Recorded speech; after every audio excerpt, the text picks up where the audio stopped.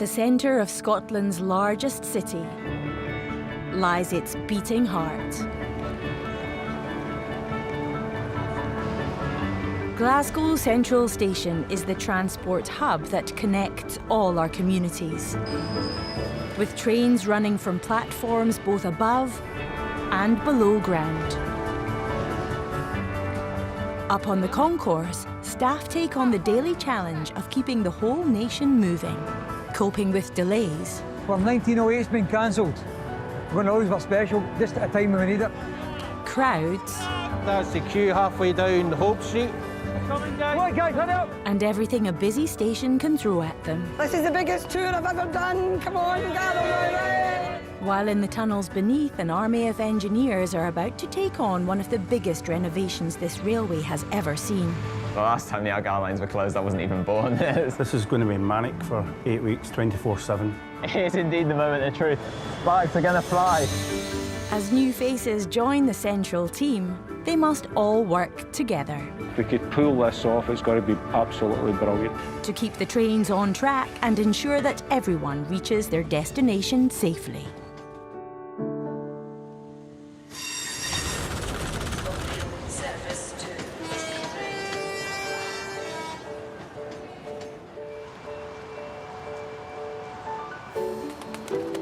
Glasgow Central Station is, for many, a place of connection. Every day, passengers travel through the station for work, for fun. Yeah, we've got Manchester or a Hindu. Who's Hindu, is it? It's not Hindu. To go on holiday and to reconnect with loved ones. The station concourse has long been a site of hellos and goodbyes, arrivals and departures. Underground, a £32 million upgrade continues across the network. See where that line is here? Just cut as close to the back of the bond as you can get. And up top, the station staff put their best foot forward to ensure the smooth running of Scotland's busiest station and to continue to meet the needs of their passengers. Just check with the barrier staff it's still the same train in case anything changes. No worries at all, not a bother.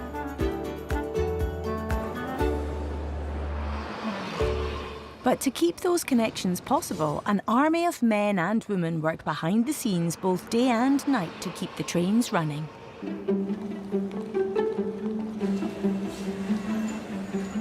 The ever-popular station tours give passengers an insight into just how the station works. But today, a staff absence has tour guide Jackie gearing up for a very busy day. Running a wee bit late. We've had a bit of a frantic day today. Paul sadly has phoned in sick, but we had 5 tours booked, so we've had to try, rather than cancel them, we've rearranged their times. So today, I've got 27 people on my tour. And breathe. Dealing with such a large crowd, she'll need to conquer her nerves if she wants to keep the tour up to the usual standard. Oh my goodness, look at all these people. Lots and lots of people. Hello there, ladies and gentlemen. This is the biggest tour I've ever done. Come on, gather round. Ladies and gentlemen, this morning when I came into work, we had 5 tours booked. We were due to have 2 tour guides in. Unfortunately, our other tour guide has phoned in not very well, so we've had to kind of double up. We're going to have 27 people on this tour. It's going to be an exciting tour. So bear with me, it's been quite a stressful day today getting it all organised, but we didn't want to cancel. So thank you very much to everybody that has bended and flexed to change their times. Right, start with getting you all dressed up. Do you all like playing at dressing up? With the crowd eager to get started, Jackie's work is cut out for her. You might get the next one, Mike. Thank you. A couple of things that I need to tell you. The tour will take about an hour and 3/4. Takes a wee bit longer than it used to because we've got a wonderful new museum for you to visit. And also, I could talk for Scotland. After a quick health and safety briefing, it's time to get the tour underway. No matter how daunting the task, there's no time for stage fright. Just mind your head as you're going down. OK, guys? But sometimes it's quite nice to have a bigger audience. You get a bit more feedback and what have you, so we just deal with it. We just deal with it. See, I thought I was coming in this morning to a nice wee easy day. Oh, you'll be needing a cup of tea at the end of this. Oh, I think I need some more than a wee cup of tea. I'm a sucker for a wee bit of trivia. Here's a wee bit of trivia for you. You've all heard of our other national drink, Iron Brew, made from? Made from Central Station girders. A few months ago, I was told a story, a wee story that said, in 1901, when we started our extension, dysentery was rife. The workers on the station, they wouldn't drink the water. They were drinking rum, they were drinking ale, and there wasn't an awful lot of work getting done. Along comes a man called A.G. Barr. He came up with a recipe for the workers of Central Station. It was lovely, it was sugary sweet, plenty of caffeine. It tasted delicious. It was called Iron Brew. And when I was told that story, I says, away and behave yourself. What a load of rubbish. Check out A.G. Barr's website, straight from the horse's mouth. Come on, folks, let's head up. Reaching the end of the tour, Jackie takes a well-earned breather. I think the important thing for me was just to kind of focus on what I normally do, as opposed to being too overwhelmed by the numbers, because it's just a number. Everybody was lovely, everybody was so accommodating, people who had changed their times and what have you, so it was good. I mean, it went absolutely fine. The other people, the people that were on the tour are the people that need to tell you how good it was, but I thought it went really well. I thought it went well. Thank you very much for coming. I really, really hope you've had a good time. Thank you. Thanks a lot, folks. With plenty of applause, Jackie's biggest tour was a huge success. Yeah, it was great. It was great. Like, I mean, Jackie was fantastic. She has this incredible enthusiasm, this incredible energy that she kind of commands the whole room. So it's really great to kind of. Yeah, she's quite intense at times, but I think that helps with the engagement. You know what I mean? She's very theatrical. I thought Jackie was absolutely amazing. It's for the 3 tours or something today, and such a big number. It was just, she just held the room. She was brilliant. I've worked in customer service all my working days. I've always dealt with people. It's great. That's my job. I'm never happier than when I'm doing the tours, definitely. It takes thousands of workers to keep Central Station moving, but not all of them can be found on the concourse. One of the essential hidden workshops off the railway is Polmadie, located just south of the station. Polmadie Depot is one of the many engineering workshops around Scotland dedicated to checking and servicing the trains before they head back out onto the lines. The depot maintains up to 15 trains each day, requiring around 150 to 200 working hours for each train. One of the trains that is serviced and maintained daily at Polmadie is the Caledonian Sleeper. This train takes passengers from London to Glasgow. Every morning when it returns to Glasgow, it comes to Polmadie to get a complete overhaul, and staff have just 12 hours to get it ready for the next service. The train consists of 8 coaches, and each one must be inspected before it can take passengers again. Production manager Scott is on his way to oversee the main tasks for the day ahead. So that's 8:25. So we've got, what, 12 hours till this goes out, so it's a busy day. We're going to get our Caledonian Sleepers in. Throughout the day they'll be working on them, making sure that they're ready for their departure about 8 o'clock, 9 o'clock at night to go back into service. And then the night shift will come in and they'll deal again with the arrivals of the Avanti West Coast Pendolinos. It's just a big circle basically, just 24/7, work at all times. There is a lot of moving parts, so we just need to make sure that everything's getting done safely. Key information has to be shared about any faults that have been reported on the train from the night before, along with essential maintenance work which will need to be dealt with before the train is released for service. Certain defects will be asked to fix. Things like the wheel flats, we'll be checking them And then the other main priority is a 105, which has no power to the galley, so that will be quite important to make sure we get that back. Any sort of extra defects we find on exams might become more important than that, but for now, that's our priority. Perfect. Right, morning lads. So, start a shift brief today. There's wheel flats to be checked on 214 and 315. Danny and Drew, you want to just stay in the IS exams. Ryan, you want to do the roof work with Clark? We'll get an isolation on. Aye. All right? Yeah. Right, cheers lads. Thanks, Danny.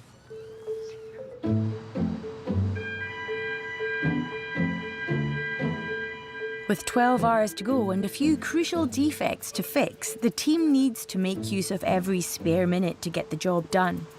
Up to 30 people work on the Sleeper every single day, divided into distinct teams. One group takes on issues with the roof and overhead power. Another carries out checks inside the carriages. Meanwhile, below, a team ensure the train is safe to run. And it's down to Danny and Drew to check the wheels are up to scratch. As the trains turn and brake on the tracks, friction can wear down spots on the wheels. So these checks are essential if the train is to be deemed fit for service. If you don't check the wheels, you get rough riding and you get cracks and cavities and that in them, potentially cause a crash on a train, not to stop in this specific time that it should. There's 4 wheels per bogie, 2 bogies per coach. So, and if there was any defects per wheel, you would number or you would put on the defect which wheel it was so the engineer could see. Communication's really important. Like, we're obviously probably the first people to notice it, but then there's people above us that make the decisions whether the train can stay in service or if it has to go out of service. How's your side looking, Danny? It's looking good, mate. People pay a lot of money to travel on these trains. They expect a nice, fast, reliable service, and obviously they like it to be comfortable also. Aye, all good, mate. Perfect. That's a wheel flat check finished. All wheels have passed, so it's fine for service. It's a green light below, but up above, there's an issue. The power is out in the galley, which could cause the service a big problem. And it's up to team leader Chris to solve it. Yeah, so this coach, we have no power to the galley. So we have no facilities to cook any food or clean any dishes or make tea and coffee. So we're going to investigate and find out what's actually causing the issue. The galley is responsible for all the hospitality services on board the Sleeper. If Chris can't find and fix the problem, customers travelling tonight will have no hot food or drinks. None of the buttons will work. They won't be able to use any of the facilities of it. It could still run as part of the set, but it won't be as good as experience for the customers. Chris narrows down the appliances that might be causing the power outage and finds the culprit, a broken filter next to the dishwasher. We've now replaced the part that we had to, and now we're going to turn power back onto the galley. And we can see straight away with the lights and the noises that you can hear that power is now available. With a successful fix by the Polmadie team, tonight's passengers won't go hungry. But along the corridor, an urgent problem has arisen that needs immediate attention. So there's no water, so we're not going to put the panel up before we can finally check that the water leak's been fixed properly. The lack of water is being caused by low hydraulic pressure in the coach, also preventing the toilets in the cabin from flushing properly. With just over 4 hours to go, this room is in no state to be occupied. Danny, the air's too low, mate. Going to go down and check the ETHs on. No worries. The air goes through every coach, so if it's low on one of the coaches, the toilet flushes and that don't work properly.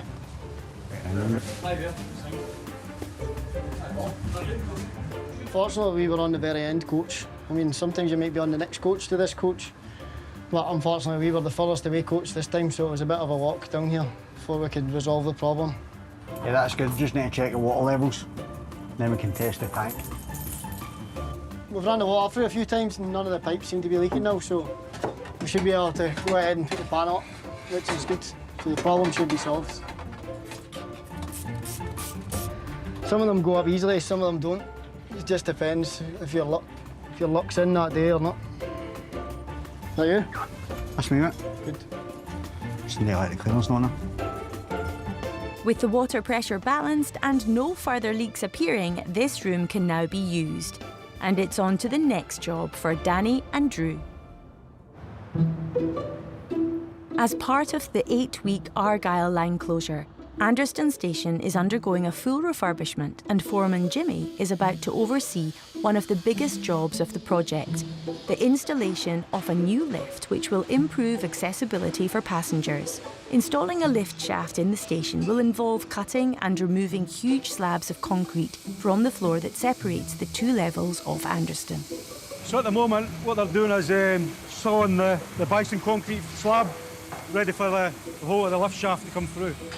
Plan would be, at the end of play of the day, all these bison slabs need to be removed. With time against him, there's something else that's been playing on Jimmy's mind, something that has caused previous delays and could prove deadly if not closely monitored.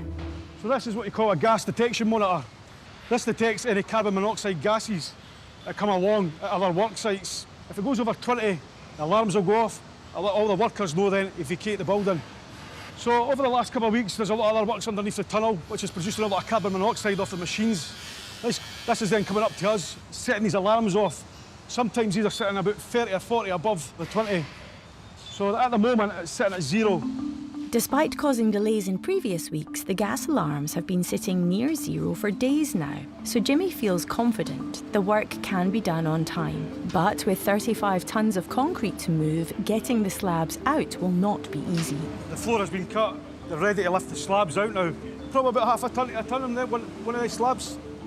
They'll start lifting the chain blocks, lifting it out with the chain blocks. It's going to be a tight squeeze getting them out. I don't know what the best way out is it to go that way? Because they are quite wide. Quite wide, eh? It just means what we need to watch, what sequence we're taking them in then, eh?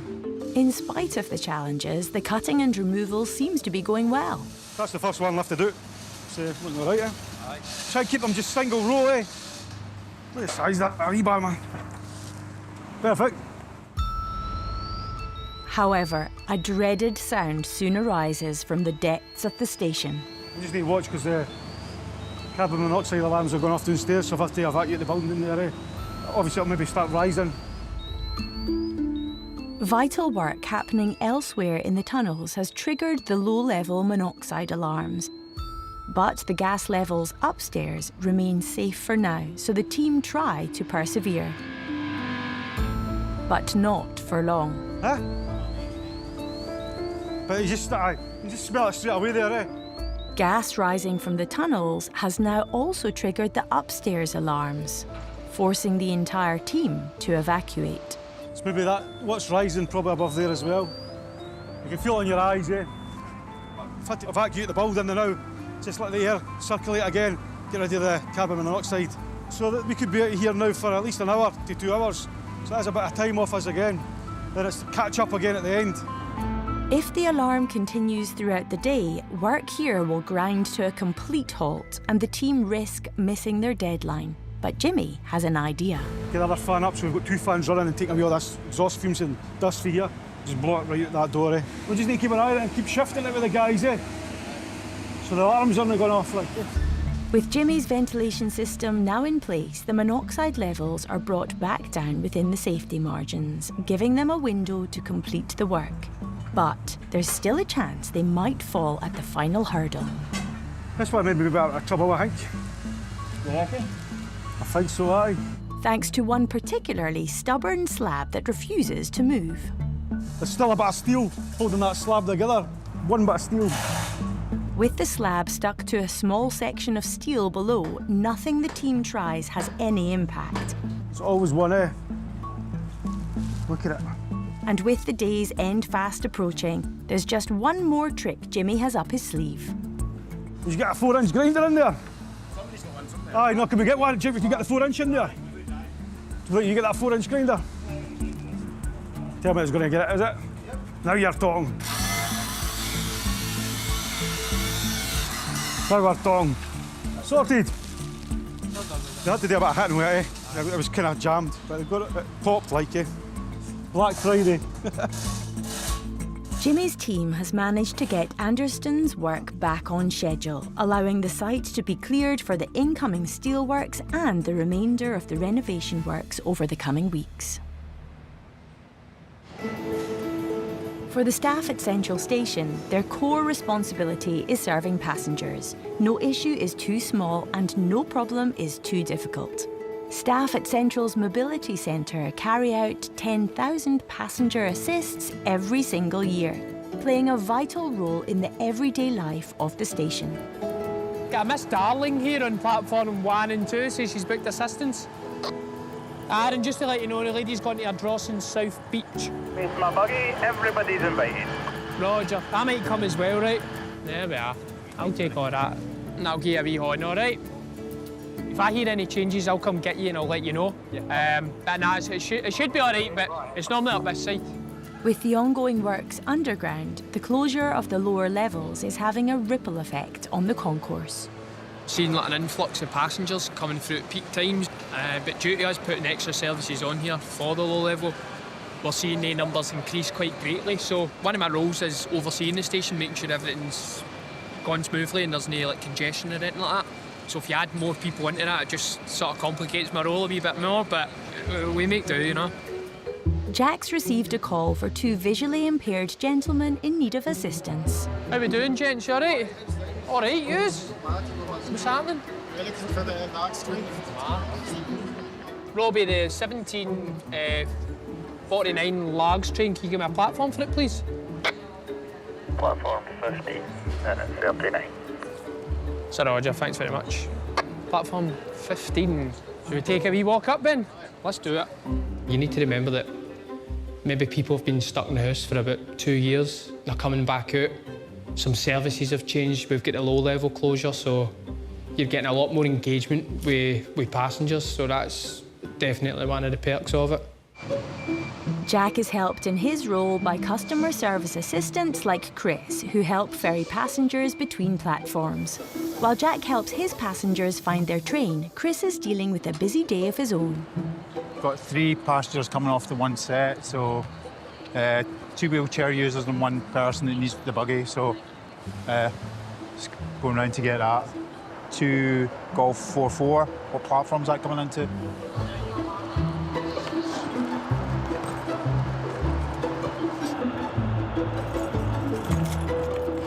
One passenger who'll be needing Chris's help is regular train traveller Agnes, travelling into Central from Cumbernauld, where she'll need to make a fast connection to Livingston to meet her family.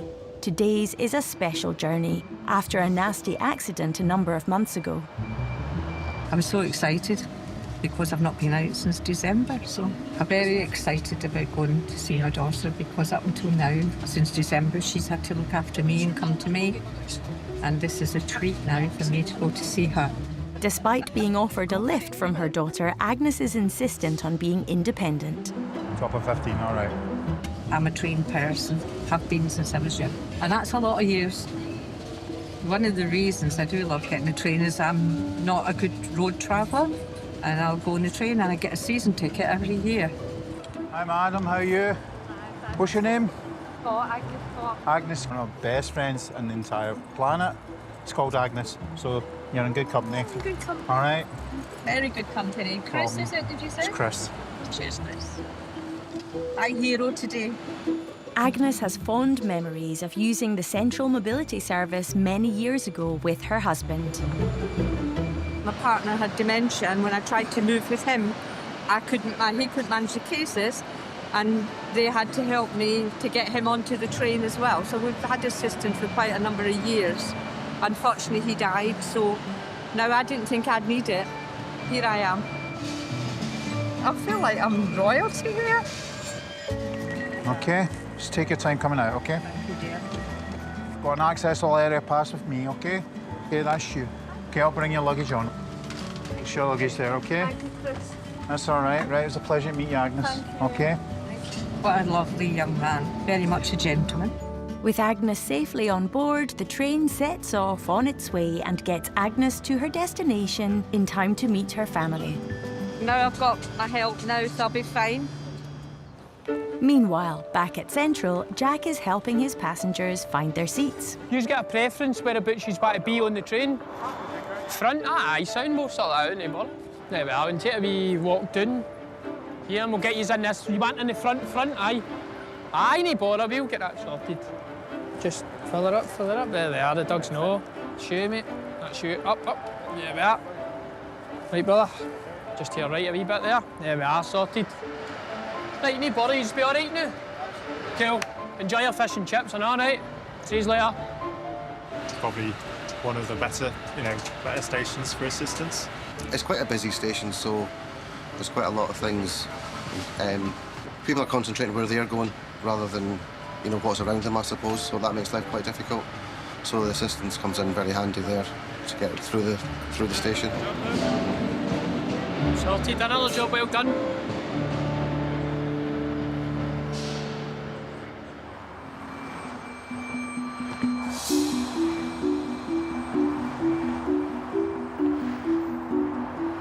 With Central's low-level line closed, extensive engineering works are well underway, refurbishing the tracks and tunnels along the route. Anderston Tunnel spans over 2.5 kilometres and is the longest railway tunnel in the whole of Scotland. The steel girders holding up the tunnel were once encased in concrete by the Victorians to protect them from the steam of passing trains.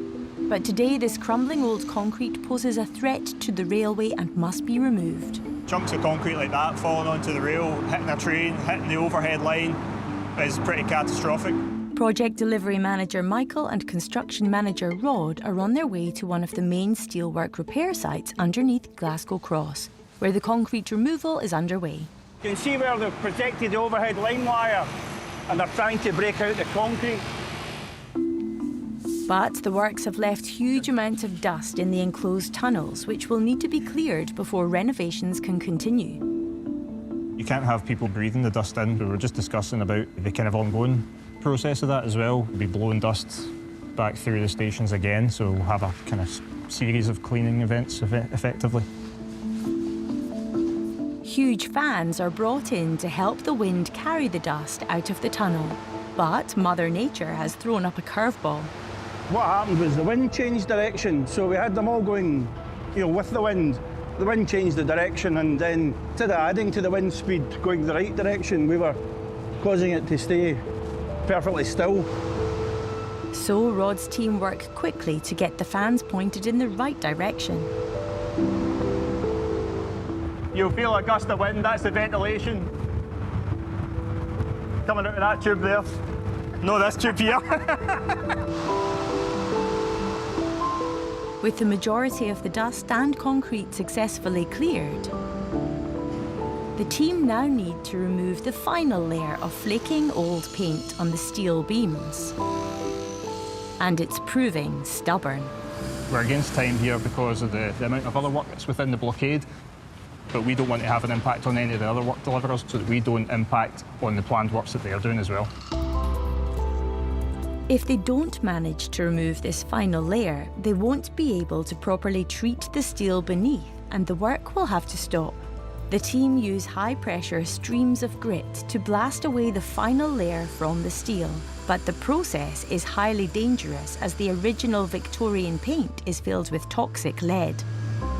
Before we grit blast, we've got to build a scaffold, encapsulate it and make it totally airtight so that the grit with the lead during the grit blasting doesn't escape into the air. Well, until we get a proper seal and until we get it airtight, we can't blast. If we get any dust and that's reported, we have to stand down.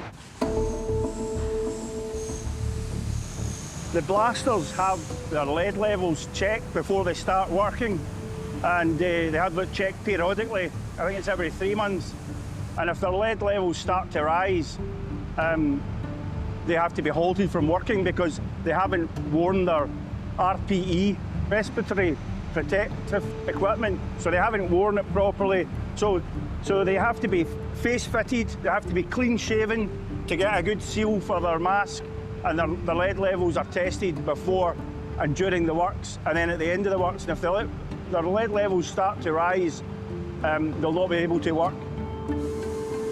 With safety measures in place, the specialists head into the plastic-sealed area and the grit blasting finally begins.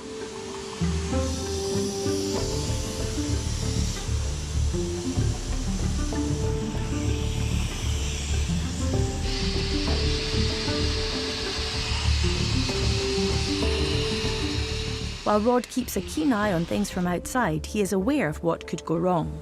It's extremely dangerous. The pressure that the grit is shot from the gun is extremely high, and if it was pointed towards a limb, it would take the limb off.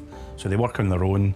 They work in the dark. It's dusty, and they have to have artificial light to try and it's just working. If you can imagine a pillow bursting and all the feathers, that's the conditions they work in.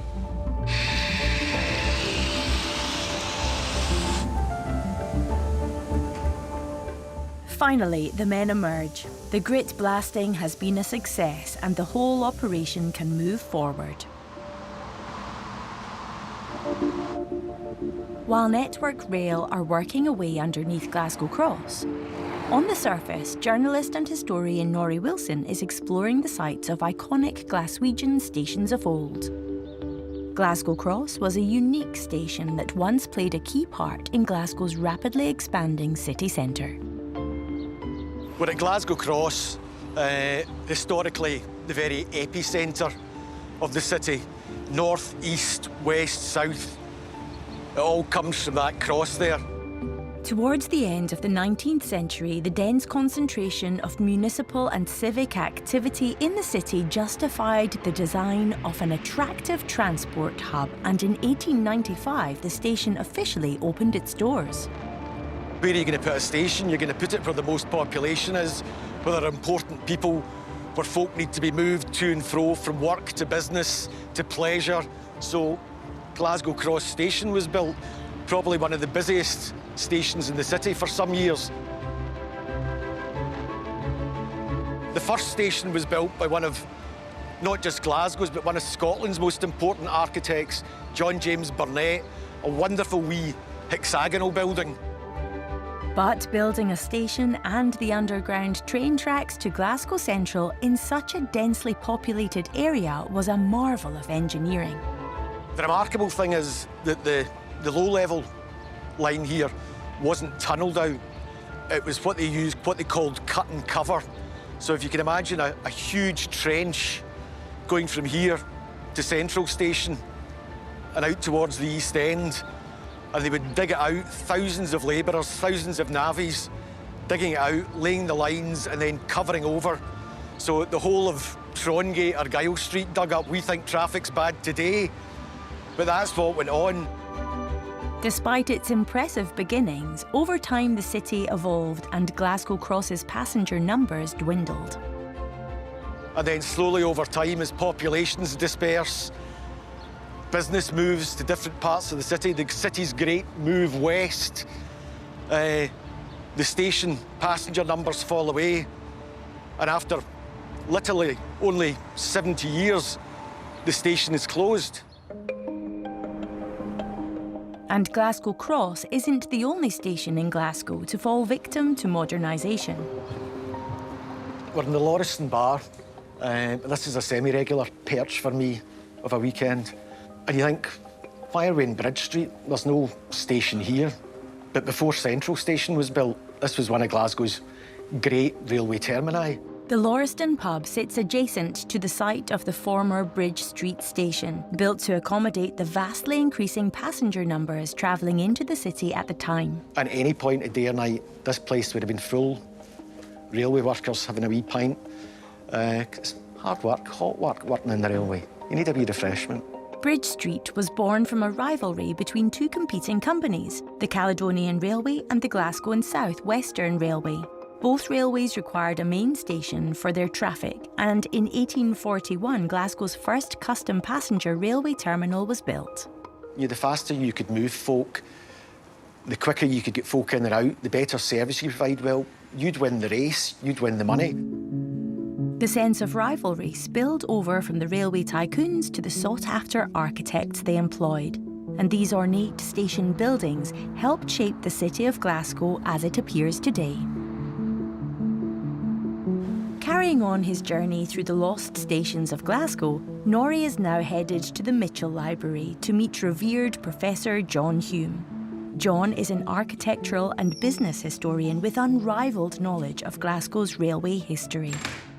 It's an absolute delight to be speaking to you, the father of Scottish industrial archaeology. And can I go back to the first Bridge Street station? Was by far and away the most spectacular building in Bridge Street, the whole of Bridge Street. But they had no architectural pretension at all. It was creating a jewel in a setting. And the setting was there, and the jewel had to be really, really, really top class. If you was to make the average Glaswegian, every time they go to the station, think, I'm a Glaswegian. It puts a wee bit of a lift in your step. It does, actually. As good architecture should. From stations to iconic city centre buildings, the legacy of the railways on the city centre is still evident today. A century onwards, our stations are still evolving and changing with every passing year. Glasgow Central has just undergone a significant Wi-Fi upgrade for greater connectivity with other stations around the country. To test the upgrade, Scott Fisher, the head of property marketing, has arranged a special event, an online head-to-head racing tournament with London Waterloo. So Scott has arranged for a racing game challenge between Waterloo and London and Glasgow Central. There is a competition, a bit of friendly competition, I may add. The rules are simple. Whichever station has the fastest average lap time wins. With the contest open to both passengers and staff, Drew's on the hunt for passing petrol heads. On, Team Glasgow. Let's beat Waterloo. Come on. You any good? Oh, come on. We're behind. We need to win this. London Waterloo are in the lead, which means Glasgow Central needs a lucky charm. It's already open for passengers coming into the station, but you know what? We might have to call out the big guns. I think we're going to have to ask Drew to actually set a new record on the event. What's the controls here? So just this one? Well, ideally you should be using this one. Right. No pressure, Drew. There is pressure. Right. We need you to win. This is good fun. I wish I could do this every day. I think I hit a fox there. I think I reversed all the way round. Hit a few trees and bushes, but there you go. It's all part of the fun. I've always got the pigeons to count, eh? Unfortunately, Drew hasn't provided the dramatic comeback that Central badly needed. Next up is tour guide Jackie to get Glasgow Central back on track. We're getting beat at the minute, so we need to win. So if you're rubbish, just go away. Let somebody in that's good. Right. Oh my God! Accelerator, brake and steering. Right. Really pretty rubbish. However, I'm just glad I'm not having to pay the repair bills on this car. Rubbish. That was disastrous. Not funny. No? Not funny. Do you think it could be a new vocation in life? No. I'll stick to doing tours, thanks very much. With hopes of victory dwindling, it's time for Supervisor Jack to get in the hot seat. You any good at these games, Chris? Where have you been all day? We'll get you up next then if you want to. And I think you just beat Jackie and Drew by about half an hour. Jack manages to up the score for Team Glasgow, making the final result a respectable draw between Glasgow Central and Waterloo. But more importantly, the new station Wi-Fi has passed the test and held connection throughout. Sadly, I don't believe Jackie or Drew, for that matter, will be changing their careers anytime soon. However, with that being said, Jack, I don't think we're going to get him off the machine now. I think we'll have to get him the security to come and remove him. But Central Station doesn't purely rely on its Wi-Fi for communication with its customers. 65,000 passengers commute through Central Station every day, so it's important that they have the correct information to get them from A to B without any mishaps. At Platform 6, an information board isn't working, which could cause disruption for passengers trying to navigate the station. So Telecoms engineer Claire has come to solve the problem. I started when I was 16 years of age. It was called a trainee apprenticeship back then, and I did 3 years, and then went on to do installation, telecoms installation work, and went on to maintenance. There's no information on it. So what normally happens is each display's got 3 dots on it usually, and when the 3rd dot is displayed, it shows that there's information coming through, and this has only got 2 dots on it, so there's something wrong with the communications and the information actually getting to these boards. So I have to investigate that. With several busy departures due in the station, she'll have to work fast to discover the source of the problem. I'm just going to replace this fibre converter to see if that's what the problem is. Have to make sure that the fibres are not bent. Fibres have got a bend tolerance on them. So you have to make sure that you have them straight and there's no kinks in them, or the information doesn't get passed through, or the light doesn't get passed through. So although I've replaced that, the information might not come through straight away. Gets refreshed every 3 minutes, so you have to wait.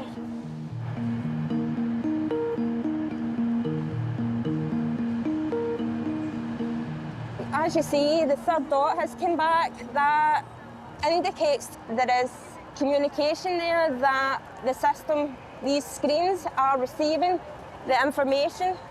I don't like to walk away and not test it fully. Hi there. I'm down at platform 6 and I've replaced a bit of kit for one of the displays. Any chance that you could maybe post something to it? No worries. There we go, we've got 1327 up. Oh, yeah, perfect.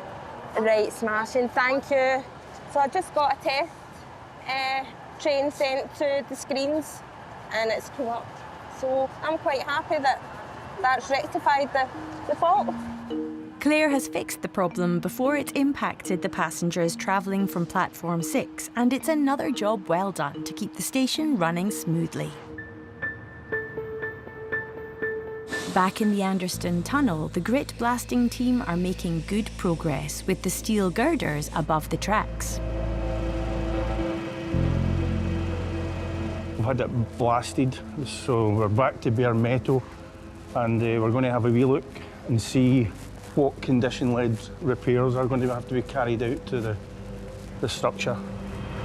That's only a small part of it, though. It's phenomenal how much we're taking off. But now they've revealed the bare metal, the team can see the scope of repairs needed. For this steel, the damage is significant.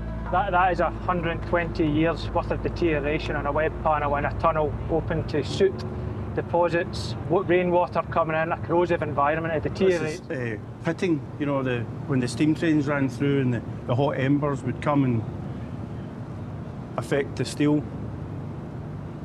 So that's why years ago we encased the bottom flange with the concrete, but nowadays we don't have steam trains, or we don't have a lot of steam trains, certainly not in this line, and we don't need the concrete, that's why we take it off, and it is life expired. We get as good a protection to the beam with the new paint systems that we use as we did back in the day with the concrete. Over the course of several weeks, the metalwork is repaired using sheets of steel that cover the entire span of the damaged metal, effectively replacing the section with a brand new beam. It's a huge job and one that requires great attention to detail. This is the repair of a significant load-bearing structure, so safety is of the utmost importance. We've got 100 personnel working through the day and roughly 70 working through the night. It's a busy line. The Argyll lines are busy lines, but to ensure their safety and their longevity, the 2-month blockade has been necessary. To ensure that this Victorian craftsmanship lasts for many more generations to come, Rod has to make sure the repairs are up to standard. can see they've carried out the flange repairs, bolted new flanges on, and we've got web plates in. It actually went very well. An awful lot of work, but it's been well overdue. The contractors performed very well. Rod is satisfied with his inspection of the initial steelwork repairs, clearing the way to the final stage of repair, the painting. Put the steel on, we've put a primer coat on the steel, and now we're going to see how quickly the spray coat can be applied. But this isn't your average paint. It protects the structure from breaking down with rust, etc. So it's not so much paint, it's an anti-corrosion coating. But we would call it, everyone calls it paint, but it's much more than paint. You'd be surprised how much it costs. You don't get that out of B&Q. The team uses high-pressure spray to speed up the process, with 28 workers going through 15,000 litres of paint. It's a quick but essential process. I've been in the railway for 32 years. I enjoy the challenge, I enjoy building things. I get great satisfaction from what I do. Steel work done, puttied up, bolts all in, stripe coat done, and then the top coat's looking beautiful. The spray painting marks the end of this section of the engineering works. The tunnel's steelwork repairs will be invisible to the public, but they will also allow the railway to continue running in these tunnels for decades to come. It's early evening at Polmadie depot, where the team have been working all day to get the Caledonian Sleeper ready for its nightly journey. With just over 4 hours to go, production manager Scott seems happy things are on schedule despite the workload still to be done. We're quite on schedule just now, in a reasonable hour. Right now, we've hit really the major defects, the galley water issue, which was very customer facing, which would have caused a lot of problems going into service. So that's been rectified, so that's good. There's a good few hours of work, and hopefully it all goes smoothly. Last but not least on the sleeper maintenance schedule is the cleaning. The cleaning team split up to make sure every carriage is in shape. Remaking 109 beds, refluffing 224 pillows, and cleaning 32 shower suites across 8 coaches. And once they're done, it's up to John to begin the checks and make sure the train is ready to go. Right now I'm going to be doing a peer check on one of the sleeper trains. After I do it, another 3 people will come behind me individually and do it as well. So the chances of one person missing something is pretty low, but the chance of 4 people missing something is basically no chance. That's why we cover each other. John and his colleagues will walk around the entire train, starting with the outside. So what I'm doing is just checking the outside, the obvious. There's nothing hanging off, there's no leaks, everything's where it should be. And the last thing you want to do is MD finding your mistakes, like anything else. You don't want MD to find any mistakes. That is a lot of checks, and there may be some people might think 4 checks, that's a lot. When it comes to passenger safety, you can never get enough checks. Happy with the exterior, John now enters the train to check the interior. Yeah, you have to do it at a decent pace because there's always people coming behind you. And the most important thing, obviously management, I want to get it prepped as quickly as possible before it goes into traffic. And at this stage in the day, timing is crucial, but all 56 bedrooms need to be perfect before the train is deemed ready to go.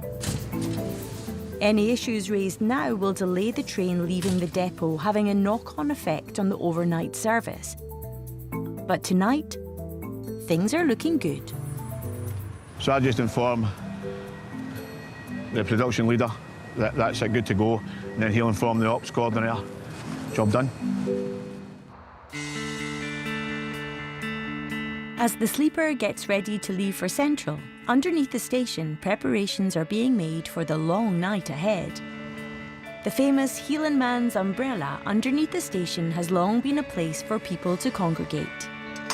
In 2020, Network Rail donated one of their premises under the Umbrella to the Homeless Project Scotland. It's always been a place of safety, and it's somehow increased in the last couple of years. I think we are just like a beacon of light in the middle of the city centre and everything, and that's why people come here, and this is why we've had increasing numbers of people coming in looking for help and everything. This property is now the charity's headquarters, where volunteers prepare hot meals for the city's homeless 3 nights a week. A fitting location for the charity. I'd like to think, as a station manager, that we welcome everybody and anybody into the station. Network Rail being a diverse and inclusive company, we are keen to promote that at Glasgow Central Station and welcome everybody. Tonight, founder of the charity, Colin, along with his team, are getting ready for a busy night on the streets outside the station. So what have we got for the soup kitchen tonight, Tina? 2 lentil soups, 2 bologneses, 2 hot pots. Isabel's done 2 curries, 2 chilies, and it's some other people bring in bits they can vary. Yeah. The food is prepared in the kitchen in the back of the premises. I have done a halal chicken curry. We've also got a vegetable. Oh, you've got another pot as well, Isabella? Oh, yes, I've got oh, that's right, Swedish meatballs. Swedish meatballs, can't forget the Swedish meatballs. Very popular one. Yes. Isabella took retirement to basically dedicate herself to the soup kitchen and serving the homeless. The homeless are in my heart.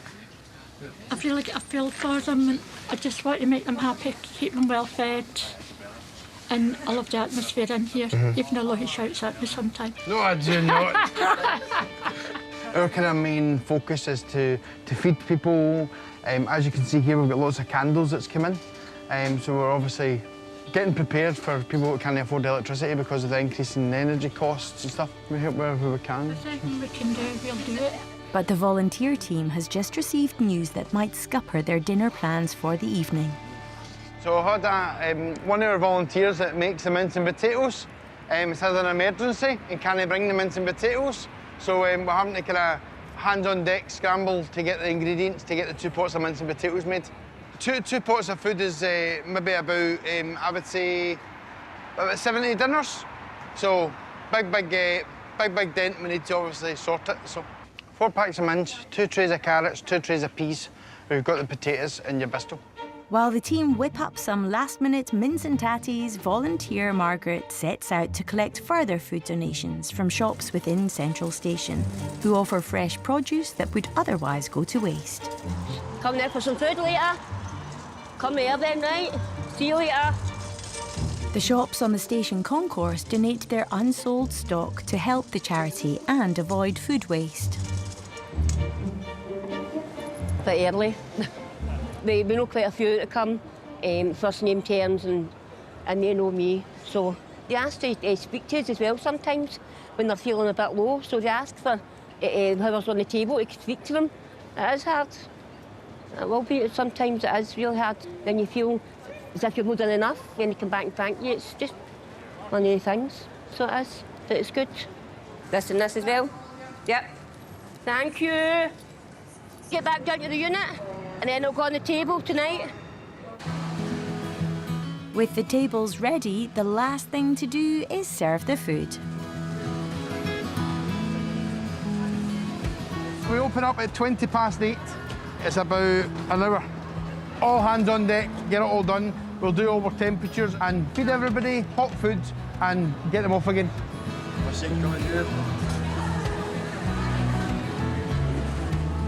Opened up. Serving, people are happy. To our unit across underneath the bridge that is supplied by Network Rail and is an absolute lifeline for this city. A beating heart lifeline in the middle of our city centre, and it's right in the heart of the railway. We feel the trains are rumbling under our feet and we feel the trains rumbling over our heads. So it's a great feeling. For many of the volunteers, connecting to their fellow citizens is why they come to help out. I came down here for community and also company. A wee cuddle.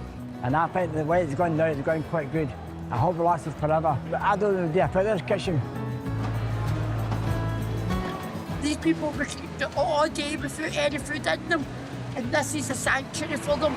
Might even just want to come for somebody just to sit and speak to them for 5 minutes. They've not seen anybody.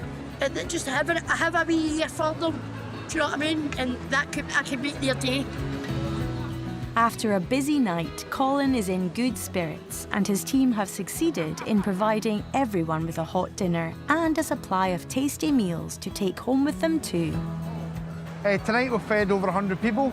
They've got everything they need from the food bank, they've got everything they need from the soup kitchen tables, and we've done our job tonight. We get to go home feeling good that we've done something good.